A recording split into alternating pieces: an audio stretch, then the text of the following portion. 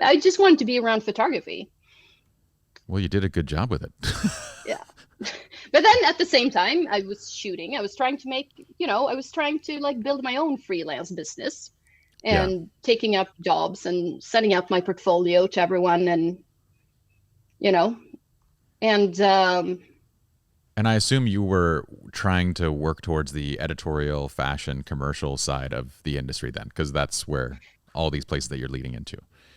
yeah, it's like my biggest dream at that point was probably to like shoot a story for Vanity Fair. That was like that Yeah. would have been like a sign of success for me at that point. It's interesting how those signs of success evolve with time. Okay, so you're at Mario Testino's firm. And how long did you stay there? I don't know, 6 months maybe. I can't remember. I was working there part time and trying to do my own thing at the same time. Got it. Okay. So Yeah, I was going to ask if it was like kind of grueling, but it was part time work then. It was, yeah. It was more, getting the experience and getting some cash for it was nice. yeah. So then tell me what it was like then as you're doing that part time and you're trying to build your own book of business. What was that journey like for you? Um, I think it was. I think the benefit was that I was kind of straight out of school and hadn't been hit with reality necessarily.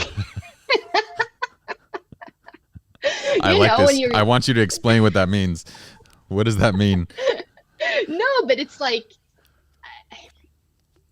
as you get older, the more comfortable you get. At Yeah. that point, when you're in your early 20s, it didn't matter if you were like staying in a dingy apartments with your best buddies and you're eating mac and cheese every day.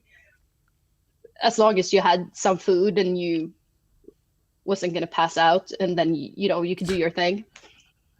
Yes. So yeah, but so no, it was good. It was, I guess people would say, you're a struggling artist when you're trying to like just get someone to pay for your creative mind to do things. But I was shooting for a few magazines. I did like some just assignments and I did okay.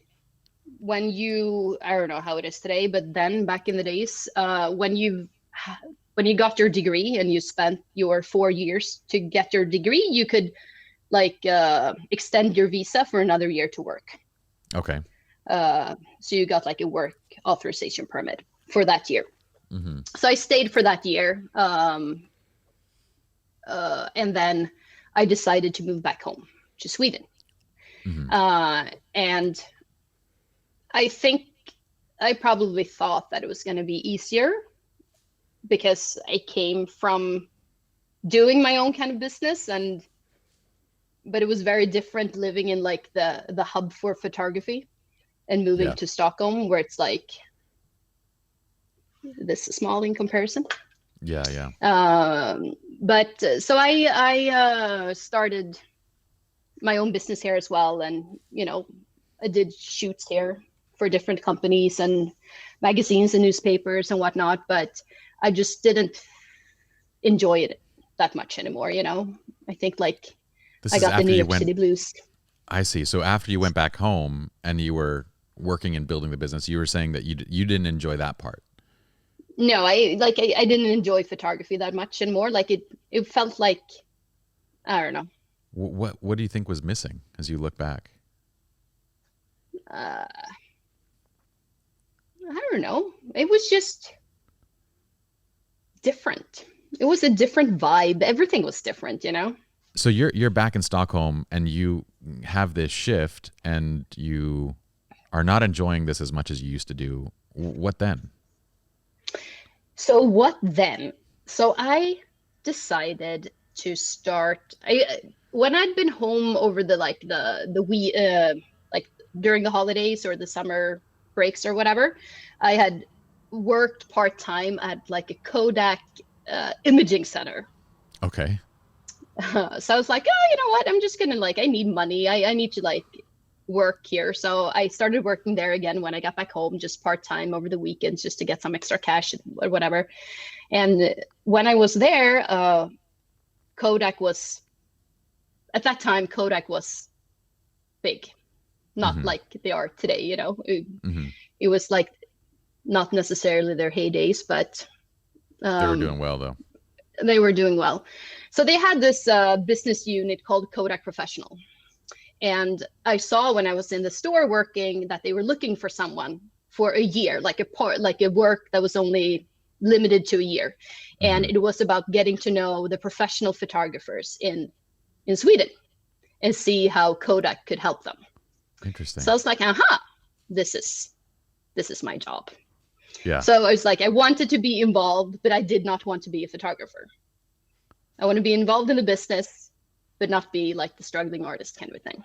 Sure. So I applied for that job and I got it. And I, I went pretty much all over the Nordic countries to see photographers and see how they were using Kodak's products. And, just it was like a dream job, of course.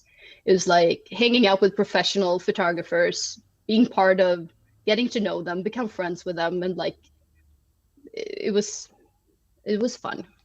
Um, and then maybe 6 months into that job, they asked if I wanted to stay, and I said yes, I want to stay if I can be part of marketing. Mm-hmm. So I started working for Kodak's European marketing team, with Kodak Professional.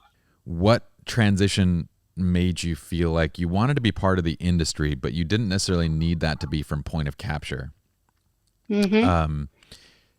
Because it's very it's an interesting thing. Like at what point you decided that you wanted to be part of this? You don't kind of remember what it was, the realization, or anything like No, that. I think I already like started to having the thoughts about being involved but not being a photographer, Mm-hmm. um,